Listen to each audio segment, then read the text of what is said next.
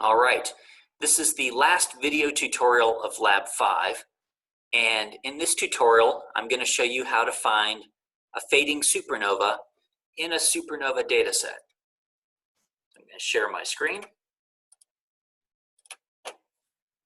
Okay, we are now looking at the finder chart that's included in the lab, and this is from one of the images in your supernova dataset. A supernova, you never know when they're going to occur or where they're going to occur, and that's why we're using archival data for this particular exercise instead of going out and trying to collect fresh data. It could be a long wait, and you never know exactly where in the sky it's going to occur. But this data set was collected with the Prompt telescopes, and that's one of the things that Prompt is good at, finding these supernovae. In a galaxy our size, you may have to wait 100 years for a supernova to go off.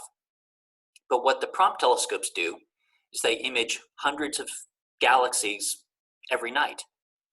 By imaging galaxy after galaxy after galaxy, we're more likely to come across one in which a supernova is currently going off. And we discover a supernovae maybe every couple weeks using the telescopes, and we're one of the leading discoverers of supernovae in the Southern Hemisphere. So you'll be using one of these data sets.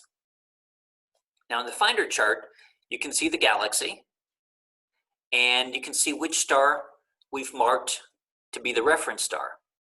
The question is, which star, which point of light in this image is the supernova? We have not marked that, and in this exercise, you're going to find out which one is the supernova using the same technique that we had to find it out, to figure it out, and that's a process called image differencing. So let's move over to Afterglow. Now I'm going to demonstrate this, but I'm going to demonstrate it with a different supernova data set. So I don't, in the process of explaining it, show you which one is the supernova. I want you to find it in your data set yourself. But I'll find it in this other data set collected with Prompt. So we have a collection of images numbered 20 through 54, collected over the course of a couple months. The early images were when the supernova was bright, and then it faded away. So it should be a bright point of light in the first image, and then a faint point of light in the last image. If there's so many points of light, you won't be able to tell, usually just by looking at the images. What we have to do is something called image differencing. We take the first image, the last image, we align them, and then we subtract them. And as long as the count levels are similar between the two images, everything will cancel out. The galaxy will cancel out, the stars will cancel out. The only thing that won't fully cancel out is the supernova, because it's brighter in the first image, fainter in the last image. So when we subtract them, some of that light will be left over, and that will let us know which part of the image, which star is the supernova. Okay, so first we have to align the two images. So we'll go over to the aligner tool here and select images to align. We'll select the first one and the last one. And we want it set to astrometric, and we're going to submit it. Okay, the job has been processed. The first and the last images have been aligned. Now we're going to go to this tab called the Image Calculator, and we want to make sure it's in simple mode and image mode. And then we'll select the first image here. We'll select subtraction, and we'll select the last image here. And let's not overwrite the files. Let's create a new file. I'm going to submit that job. Okay, it's now created the difference image. If we scroll down, we'll see there's an additional file here. If we load it in. Okay, so what are we looking at? So this is the differenced image, and you can see the edges are a little bit messed up, and that's because the two images were not perfectly aligned to begin with. So the region here is the overlap region. That's the part that we should concern ourselves with.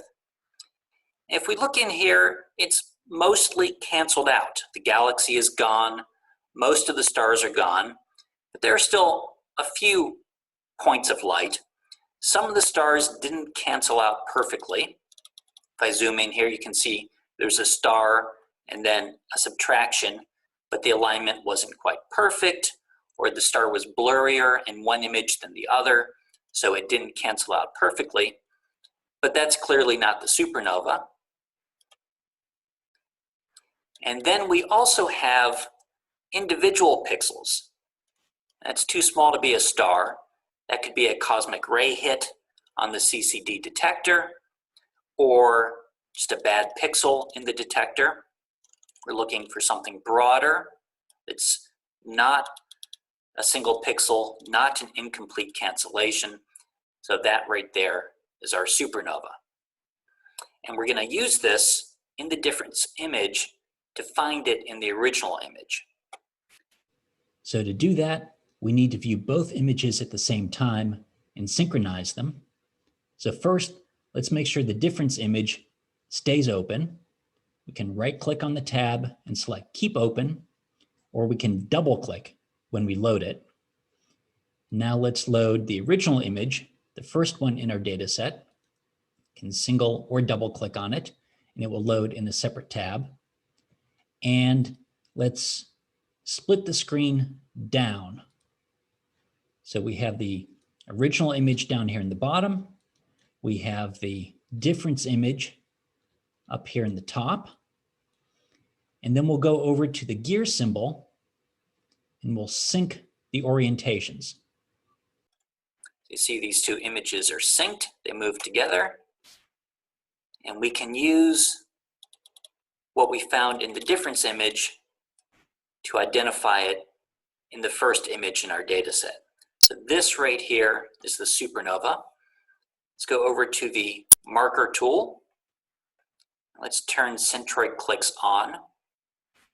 We're going to mark it. If you click on it again, you can give it a label, such as SN for supernova. And then we just want to frame it to save as a file. And it's nice to get the galaxy in there. Since our window is very horizontal, I think what I'll do is I'll go back to the display tab and I'll rotate it. And then I'll come back to the marker tab. That way I can expand it out and use this horizontal space, getting the supernova in over here on the left, and the galaxy and a few other stars as well. And then we're just going to save the difference image and save the first image in our data set with the supernova marked. Okay, that's it for this tutorial.